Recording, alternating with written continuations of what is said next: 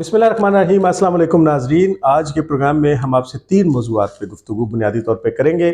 Number 1 ये कि बुशरा फरीद मानिका जो है, जो इमरान खान की अहलिया है, वो कल अडयाला जेल के अंदर मौजूद अदालत से फ़रार हो गई। वो कैसे फ़रार हुई और क्यों फ़रार हुई, ये हम आपको आज के इस प्रोग्राम में बताएंगे। और दूसरे नंबर पे ये कि वो जो एक ट्रोलिंग का आगाज़ अदलिया के ख़िलाफ़ हुआ था, जिसमें ख़ास तौर पे काजी फ़ाइज़ ईसा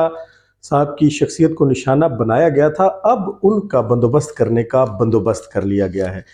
कैसे कर लिया गया है और लोग ये ट्रोलिंग करते क्यों हैं, और काजी फ़ाइज़ ईसा साहब के कौन से ऐसे पहलू हैं उनकी शख्सियत के जिन पे पर्दा डाला जा रहा है, ये हम आपको आज के व्लॉग में बताएंगे। और तीसरा हम आपको ये बताएंगे कि इंतखाबात से कबल जितनी भी सियासी जमातें हैं, उनमें से एक पूरी की पूरी सियासी जमात को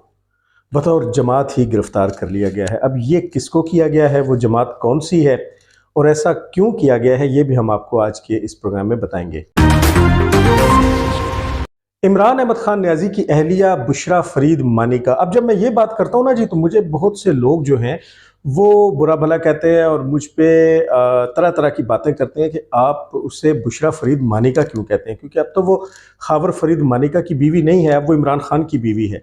अब मेरे ख्याल में उन्हें मुझ पे तनकीद करने से पहले और मुझे सबक पढ़ाने से पहले बुशरा फरीद मानिका के पासपोर्ट और उसके शनाख्ती कार्ड को देखना चाहिए। हत्ता कि बतौर अहलिया इमरान खान भी बुशरा के जो केसेस चल रहे हैं अदालतों में, उसमें जो कागजात जमा कराए गए हैं, जो तस्दीक शुदा नकूल जो हैं, यानी फ़ोटो कापीज़ अटेस्टेड जो हैं, जो लफ़ की गई हैं, उसमें आज के दिन तक इस औरत का नाम बुशरा फरीद मानिका ही है। तो जब वो ख़ुद अपने नाम के साथ से ना तो फरीद को हटाना चाहती है और ना ही मानिका को हटाना चाहती है, तो फिर हम कौन होते हैं हटाने वाले। देखें ना जी कि ये खातून साबका खातून अव्वल रही हैं और वज़ीर आज़म पाकिस्तान, जो बड़े तगड़े किस्म के वज़ीर आज़म थे, उनकी अहलिया हैं, आज तक हैं। तो इनके लिए तो कोई मसला नहीं था कि ये तो नादरा को अपने घर में बुला के अपना नाम बुशरा इमरान न्याजी कर सकती थी, लेकिन मोहतरमा ने और न्याजी साहब ने भी इस तकल्लुफ़ को करना मुनासिब नहीं समझा। तो आज तक उनके नाम के साथ उनका साबका शौहर का ख़ानदान और वो जो लाहिका है वो जुड़ा हुआ है। तो जब उनका अपना नाम ही ऑफिशियली बुशरा फरीद मानिका है, तो आपको तो मुझे दाद देनी चाहिए कि मैं बीबी का नाम बड़े बसदो अदब व एहतराम लेता हूँ, कि मैं वो नाम लेता हूँ जो कि उनका इस वक्त ऑफिशियल नेम है, जो उनके शनाख्ती कार्ड के ऊपर, पासपोर्ट के ऊपर है। तो वो लोग कि जिन्हें इस जुमले से तकलीफ़ होती है कि बुशरा फरीद मानिका नहीं कहना चाहिए, उन्हें ये बात कहने वाले से नहीं बल्कि बुशरा फरीद मानिका या उनके शोहर नामदार इमरान अहमद खान न्याजी से करके फिर इस बात की तरफ जाना चाहिए कि बीबी का नाम बुशरा इमरान अहमद न्याजी होना चाहिए। तो बहरहाल बुशरा फरीद मानिका, आपको पता है कि काफ़ी अरसे से जो है वो अदालत आने से कतरा रही थी। अब चूँकि पेशे के एतबार से वो आमला हैं, जादू टोने और अमल करती हैं, तो उन्होंने कुछ ज़ायचे ऐसे बना रखे थे जिन्होंने उनको बता दिया था कि कौन सा दिन, कौन सी घड़ियाँ, कौन सा वक्त और कौन सी तारीख़ जो है उनके लिए मुनासिब और कौन सा रंग उनके लिए मुनासिब है। अब आप अक्सर देखते हैं कि ख़ातून जब भी अदालतों में तशरीफ़ लाती हैं, जब ये पहले इमरान खान के साथ पाई जाती थी तो इन्होंने सफ़ेद रंग की चादर में ख़ुद को लपेट रखा होता था, लेकिन उस वक्त इनके लिए सफ़ेद रंग ही मुनासिब था। लेकिन जब से इनके ऊपर ज़वाल आना शुरू हुआ है और ये ज़ेरे अताब आए हैं दोनों मियाँ बीवी, तो उसके बाद आप देखते हैं कि बुशरा फरीद मानिका काले रंग के अबाया या बुरके के अंदर बिल्कुल अपने आप को मुकम्मल तौर पे कवर करके ढांप के अदालत में तशरीफ़ लाती हैं, और इसके बावजूद उनके ऊपर एक गार्ड ने काले रंग की जो छतरी है उसका साया किया होता है, क्योंकि इनको इनके अमल ने ये बता रखा है कि शायद काले रंग की वजह से ये बच जाएंगी। बहरहाल हमारा तो इसके ऊपर कोई एतकाद नहीं है कि अगर इन चीज़ों से बचना होता तो आज इमरान न्याजी साहब जो है वो वज़ीर आज़म पाकिस्तान या सदर पाकिस्तान की कुर्सी पे बराजमान होते। तो उल्टी हो गई हैं जी सब तदबीरें, और जादू ने कुछ काम नहीं किया। और इतना सब कुछ होने, इतनी चीज़ों के, इतने अमलियात के करने के बावजूद, और उसमें आपको पता है कि माजी करीब के अंदर जब बुशरा की दराज में से इंसानी हड्डियां और राख भी निकाली गई थी, उस हद तक जाने के बावजूद दोनों मियाँ बीवी जो हैं वो ज़ेरे इताब है। कल इनके ऊपर 2 केसेस थे जी, और ये अदालत वो थी जो कि अडयाला जेल के अंदर लगाई गई थी। اب جج قدرت اللہ نے وہاں پہ جب وہ تشریف لائے تو اس سے پہلے ایک عدالت ختم ہو چکی تھی جس میں بشریٰ بی بی بذات خود جو ہیں وہ موجود تھیں، اور 11:30 پہ یہ اڈیالہ جیل میں تشریف لائی تھیں۔ لیکن جیسے ہی دوسری عدالت لگی تو یہ خاتون خاموشی سے اٹھی، یہ عدالت سے باہر آئی، اس کے بعد یہ گیٹ کی جانب چل دی اور اڈیالہ جیل کے باہر اس کی گاڑی کھڑی ہوئی تھی جس میں سوار ہو کے یہ وہاں سے فرار ہو گئی۔ جب جج صاحب نے عمران خان کو طلب کیا، جو کہ پہلی پیشی بھگت کے واپس اپنے سیل میں جا چکے تھے، وہ آئے تو پتہ چلا کہ ان کے جو وکیل ہیں وہ ابھی تک تشریف نہیں لائے۔ وکیل کا نام تھا جی عثمان گل۔ جج صاحب نے استفسار کیا کہ وکیل صاحب کہاں ہیں، تو انہیں بتایا گیا کہ ہمیں صرف 5 منٹ دیں وہ رستے میں پھنسے ہوئے۔ میں آپ کو یہ کلیریفیکیشن کر دوں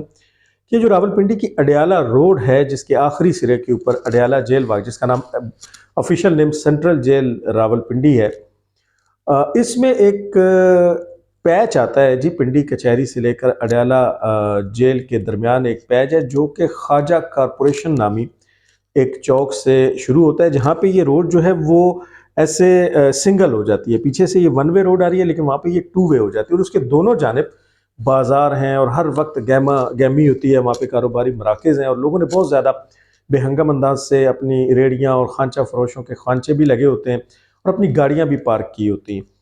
تو وہاں سے لے کر آخر میں ایک سٹاپ جراحی گاؤں کے نام سے آتا ہے۔ خواجہ کارپوریشن سے جراحی گاؤں تک تقریباً 2 سے 3 کلومیٹر کا یہ جو راستہ ہے، یا شاید 4 کلومیٹر کا ہے، یہ بڑا کنجسٹڈ ہے اور وہاں پہ اکثر، اور پھر اس کے بعد سکولوں کا رش بھی ہوتا ہے، اور جیسے میں نے عرض کی کہ وہاں پہ شاپنگ کرنے والوں کا اور بچوں کا اور فیملیز وہاں پہ موجود ہوتی ہیں، تو وہاں پہ اکثر جو ہیں وہ گاڑیاں پھنس جاتی ہیں۔ تو کل عثمان گل صاحب جو ہیں وہ وہیں پہ پھنس گئے تھے، لیکن 5 منٹ یا 10 منٹ کے بعد وہ آ گئے۔ تو جج صاحب نے ان سے پوچھا کہ آپ بتائیں کہ بشریٰ بی بی کہاں ہیں، کیونکہ میں نے ان کے اوپر آج فرد جرم جو ہے وہ عائد کرنی ہے، یعنی کہ چارج کو فریم کرنا ہے۔ عثمان گل صاحب نے کہا کہ وہ یہیں کہیں پیچھے بیٹھی ہوں گی، لیکن جب پیچھے دیکھا گیا تو وہ موجود نہیں تھی، جس پہ عثمان گل صاحب نے عدالت سے 5 منٹ کی دوبارہ رخصت طلب کی اور پھر 5 منٹ بعد آ کے بتایا کہ جناب بی بی کی طبیعت خراب ہو گئی تھی جس کی وجہ سے وہ تشریف لے گئی ہیں۔ اس پہ جج صاحب بڑے غصہ ہوئے اور جج صاحب نے پوچھا کہ آپ وکیل ہیں اور آپ نے اپنے موکل کو اتنا بھی نہیں بتا رکھا کہ یہ عدالت ہے اور وہ عورت ایک ملزمہ ہے، وہ ہماری اجازت کے بغیر یہاں سے کیسے جا سکتی ہے اور اس کو ایسی کون سی بیماری لاحق ہو گئی ہے؟ تو وکیل صاحب نے آفیشلی عدالت کے اندر کل یہ بیان دیا، بھری محفل کے اندر، اور بشریٰ بی بی کے شوہر کے سامنے یہ بیان دیا کہ ان کو کوئی زنانہ بیماری ہو گئی تھی، اور آپ کو پتہ ہے کہ خواتین کو اچانک سے زنانہ بیماری ہو جاتی ہے، تو اب چونکہ وہ پردے میں لپٹی ہوئی تھی تو وہ اس وجہ سے ہم ان سے پوچھ نہیں سکے اور وہ چلی گئیں۔ تو جج صاحب نے اس پہ کہا کہ ٹھیک ہے، وہ کم از کم اپنے ہسبینڈ کو تو یہ بات بتا سکتی تھی کہ انہیں زنانہ بیماری ہو گئی ہے۔ اس کے بعد ڈپٹی سپرنٹینڈنٹ جیل جو ہے ان کو بلایا گیا اور ان سے کہا گیا کہ آپ ذرا کیمرہ کی فوٹیج دیکھ کے ہمیں بتائیں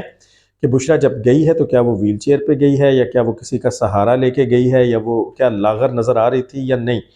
تو پھر سپرنٹینڈنٹ جیل نے 10 منٹ کی رخصت لے کے جا کے اس سارے کیمرہ کی فوٹیج کو مانیٹر کیا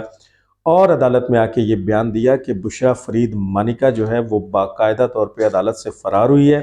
وہ جس توانائی اور جس انداز سے، جس تیزی سے جیل کے اندر داخل ہوئی تھی 11:30 بالکل اسی تیزی سے وہ 1:45 یعنی 1:45 پہ اڈیالہ جیل سے نکل گئی ہے۔ اب اس پہ یہ پوچھا گیا عدالت کی جانب سے کہ آپ صرف اس ہاسپٹل کا نام بتا دیں کہ جہاں پہ بی بی گئی ہیں، اگر وہ بیمار ہے تو وہ کون سے ہاسپٹل میں گئی ہیں۔ ظاہر ہے عثمان گل کے پاس اس بات کا جواب بھی موجود نہیں تھا۔ عدالت نے اس پہ بہت زیادہ غصے کا اظہار کیا اور اس کے بعد عدالت نے کہا کہ اب ہم اس کو اوپر چارج فریم کریں گے، یعنی فرد جرم جو ہیں وہ عائد کریں گے۔ اس وقت وکلاء آگے بڑھے اور انہوں نے کافی شور مچایا اور کافی وہاں پہ تماشا لگایا، جس میں پھر دوسری جانب کے وکلاء کی جانب سے یہ کہا گیا کہ انہوں نے روز روز تماشا بنا رکھا ہے اور یہ ان کی ایک عادت بن چکی ہے کہ مقدمے کو لٹکاتے ہیں تو آپ اپنی کارروائی کا آغاز کریں۔ خیر، قدرت اللہ صاحب جو جسٹس ہیں انہوں نے اس چارج کو، وہ جو فرد جرم ہے اس کو پڑھنا شروع کر دیا۔ جب وہ پڑھ لی گئی یعنی کہ فرد جرم عائد ہو گئی تو ان پیپرز کو عمران خان کی جانب بھیجا گیا کہ آپ اس کے اوپر سائن کر دیں۔ اب امت مسلمہ کے عظیم لیڈر، آکسفورڈ کے پڑھے ہوئے ایک لائق فائق اور قابل آدمی کہ جن کے اوپر ان کے چاہنے والے جان دینے کو تیار ہیں اور اپنا سب کچھ نچھاور کرتے رہتے ہیں، انہوں نے یہ بیان دیا کہ یہ جو امریکن انگلش ہے یہ تو میں پڑھ ہی نہیں سکتا، میں اس کو انڈرسٹینڈ نہیں کر سکتا۔ تو آپ یقین کریں کہ جج سمیت جتنا بھی عملہ وہاں موجود تھا وہ حیران رہ گئے، اور جج صاحب نے ان سے پوچھا کہ کیا آپ واقعی آکسفورڈ کے پڑھے ہوئے ہیں؟ تو انہوں نے کہا جی میں آکسفورڈ کا پڑھا ہوں۔ تو انہوں نے کہا کہ یار کیا تم یہ نہیں پڑھ سکتے؟ انہوں نے کہا نہیں، اس میں کچھ ٹیکنیکل چیزیں ہیں جن کو میں انڈرسٹینڈ نہیں کر پا رہا، تو میرے جو وکیل ہیں وہ مجھے پڑھ کے سمجھائیں گے تو میں تب اس پہ سائن کروں گا۔ اب مبینہ طور پہ ایک خبر یہ ہے کہ وہاں پہ موجود اردلی نے عمران خان صاحب کا تھوڑا سا بازو بھی مروڑا اور گردن کے پیچھے ایک تھپڑ بھی مارا کہ اس کے اوپر سائن کرو، اور اس تھپڑ کے کھانے کے بعد مبینہ طور پہ، آئی ریپیٹ رپورٹڈلی، خان صاحب نے پھر اس کے اوپر سائن کر دیے، اور یوں بشریٰ فرید مانیکا اور عمران خان کے اوپر اس بات کا فرد جرم عائد ہو گئی کہ انہوں نے عدت کے اندر نکاح کیا ہے۔ اب یہاں پہ ایک بڑی باریک قسم کی واردات بھی ہوئی ہے۔ وہ واردات کیا ہے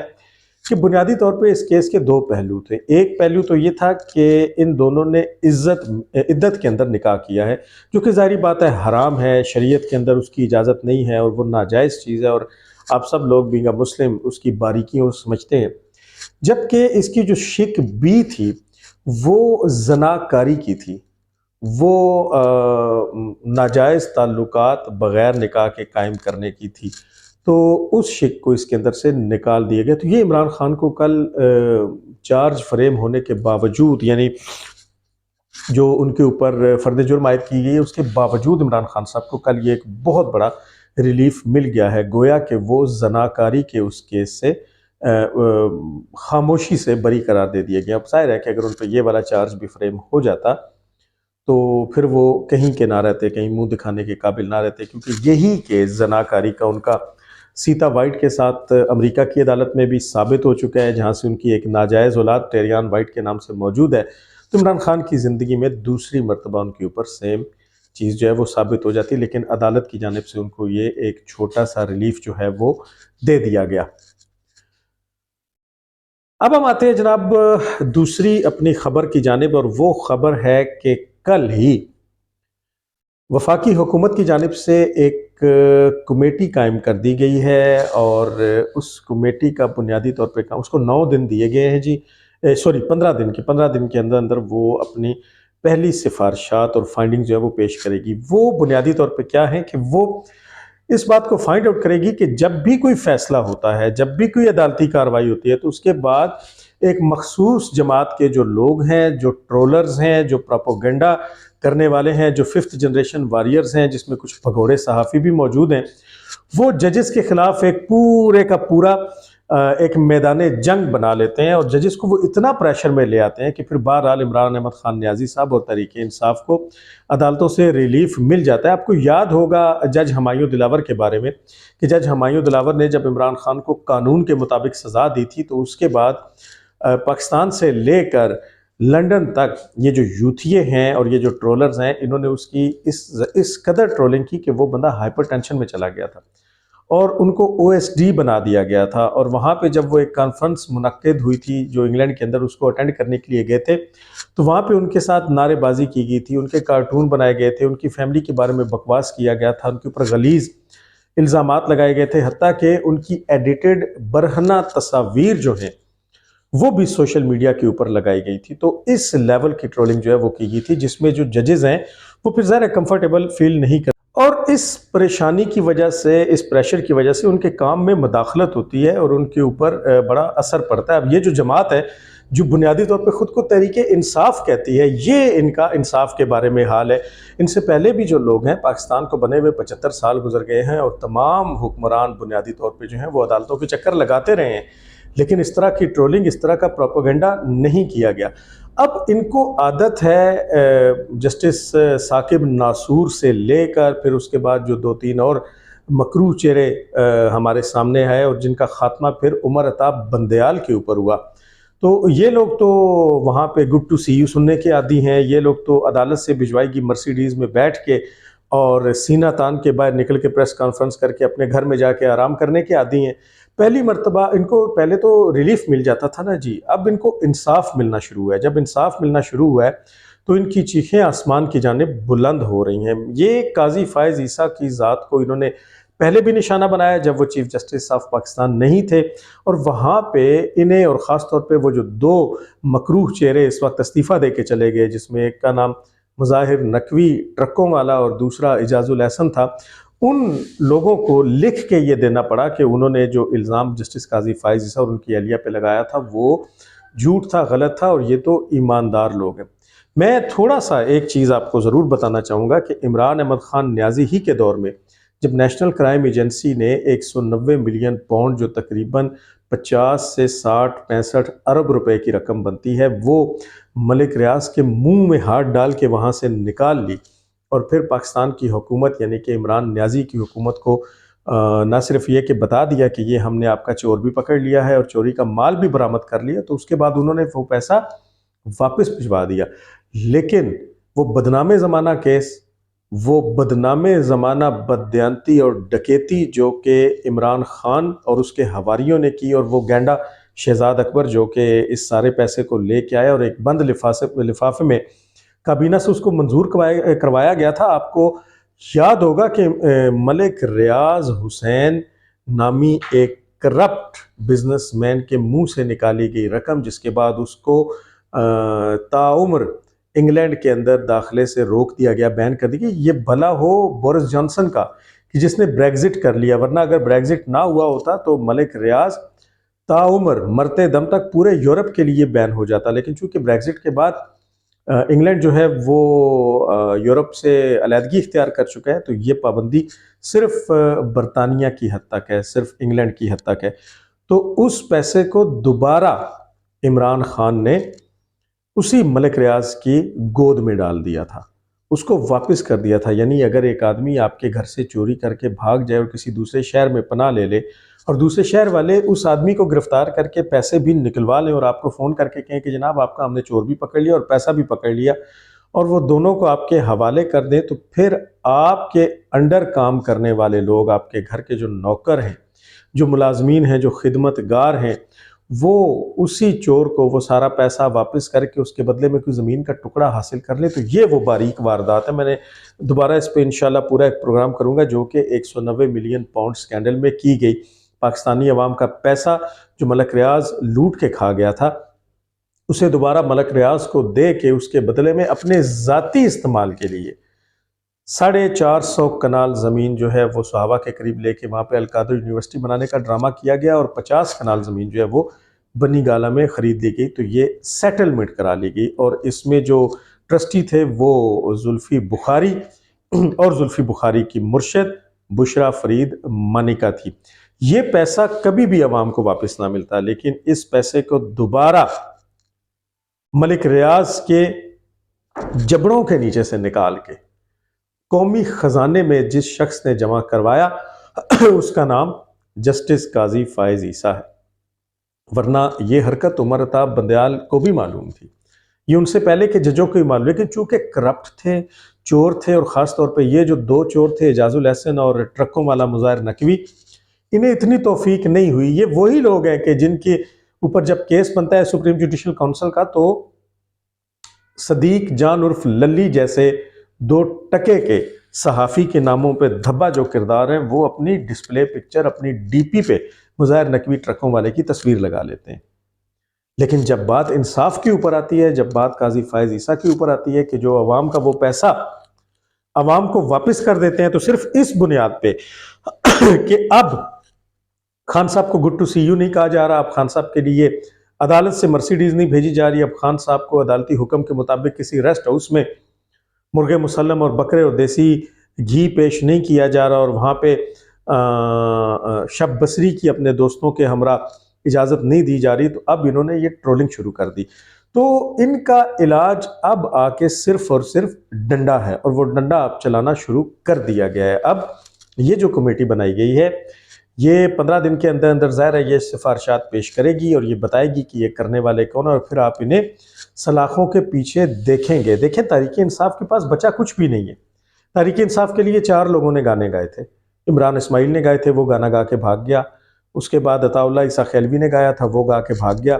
ابرار الحق نے گایا تھا، وہ گا کے بھاگ گیا۔ اور اب آ کے ملکو نے نک دا کوکا گایا، جس پہ پوری قوم یوتھ جو ہے وہ دنیا بھر میں ناچتی اور ٹھمکے لگاتی پھر رہی ہے۔ لیکن حقیقت یہ ہے کہ قوم یوتھ اور تحریک انصاف کے پاس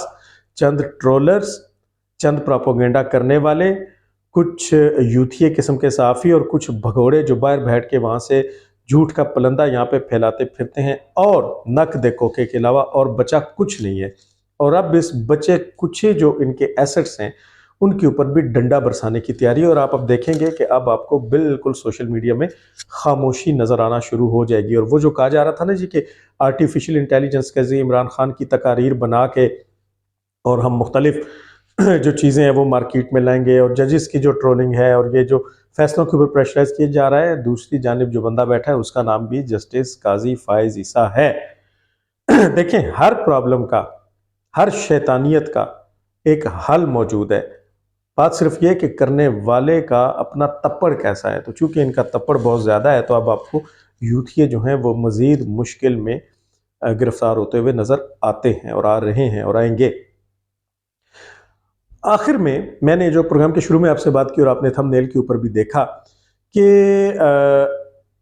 13 جماعتوں کے بارے میں ہم نے سنا، الیکشن کمیشن نے سپریم کورٹ میں بتایا کہ انہیں ان کے الیکشن کو کالعدم قرار دیا ہے اور ان کو نشان الاٹ نہیں کیے گئے، اور اس میں جو 14ویں جماعت ہے وہ پی ٹی آئی تھی جن سے بھی نشان لے لیا گیا، بلے کا نشان جو واپس لے لیا گیا، اور پھر جو کچھ ہوا وہ آپ کے سامنے ہے۔ لیکن ایک پوری کی پوری سیاسی جماعت، آئی ریپیٹ، مکمل پوری سیاسی جماعت کو ہی گرفتار کر لیا گیا، اور وہ سیاسی جماعت تھی عوامی مسلم لیگ۔ اس کے سربراہ تھے جناب شیخ رشید احمد صاحب، بدنام زمانہ آدمی، ہر حکومت کی گود میں بیٹھنے والے، ہر ایک کے تلوے چاٹنے والے، خود کو گیٹ نمبر 4 کی پیداوار کہنے والے، اور خود اپنے بیان کے مطابق شیخ رشید یہ کہا کرتا ہے کہ میں نے جب بھی اپنے گھر سے کھایا ہے تو حرام ہی کھایا ہے۔ یہ سچ شیخ رشید کے اپنے منہ سے نکلا ہے، کیونکہ اس نے اس کا دوسرا مطلب یہ ہے کہ زندگی میں جو بھی کمایا ہے وہ حرام ہی کمایا ہے، اور اس حرام کو جب اپنے گھر میں لایا ہے تو جب بھی اس نے کھایا ہے تو خود شیخ رشید کے اپنے بیان کے مطابق حرام کھایا ہے۔ تو اس کے سربراہ، عوامی مسلم لیگ کے سربراہ کو کل عدالت سے اس لیے گرفتار کر لیا گیا کہ اس کے اوپر جو 14 مقدمات تھے ان میں 13 مقدمات میں تو ضمانت میں توسیع دے دی گئی، لیکن جو 14واں مقدمہ تھا جو 9 مئی کے بلوے کا تھا، اس بدماشی کا تھا جس میں ملک کو نقصان پہنچایا گیا اور 6 روڈ کے میٹرو بس اسٹیشن کو جلایا اور توڑا گیا، اس میں گرفتار کر لیا گیا۔ چونکہ عوامی مسلم لیگ میں جتنے بھی ونگ ہیں، چاہے وہ خواتین ونگ ہو، اس کا سربراہ بھی شیخ رشید ہے، بچوں کے ونگ کا سربراہ بھی شیخ رشید ہے، اوورسیز ونگ کا سربراہ بھی شیخ رشید ہے، صدر بھی وہی ہے، نائب صدر بھی وہی ہے، سیکٹری بھی وہی ہے، جنرل سیکٹری بھی وہی ہے، چیئرمین بھی وہی ہے، سب کچھ وہ ایک ہی آدمی ہے، وہ ون مین شو ہے۔ تو کل جب شیخ رشید کو گرفتار کیا گیا ہے تو گویا پوری سیاسی جماعت عوامی مسلم لیگ، جس کا انتخابی نشان قلم دوات ہے، اسے گرفتار کر لیا گیا ہے۔ اور جب اب شیخ رشید بطور جماعت آپ کے سامنے آئے گا تو پھر وہ انکشافات ہوں گے کہ آپ کی عقل دنگ رہ جائے گی۔ وہ جو پریس کانفرنس ہوگی وہ سب دیکھنے، سننے اور سمجھنے والوں کو ہلا کے رکھ دے گی، لیکن فی الحال ہنوز دلی دور است ایسا الیکشن تک ہوتا ہوا نظر نہیں آتا۔ ہم انشاءاللہ آنے والے تمام واقعات سے آپ کو آگاہ رکھیں گے۔ آج تک اتنا ہی، انشاءاللہ اگلے پروگرام میں آپ سے دوبارہ ملاقات ہوگی۔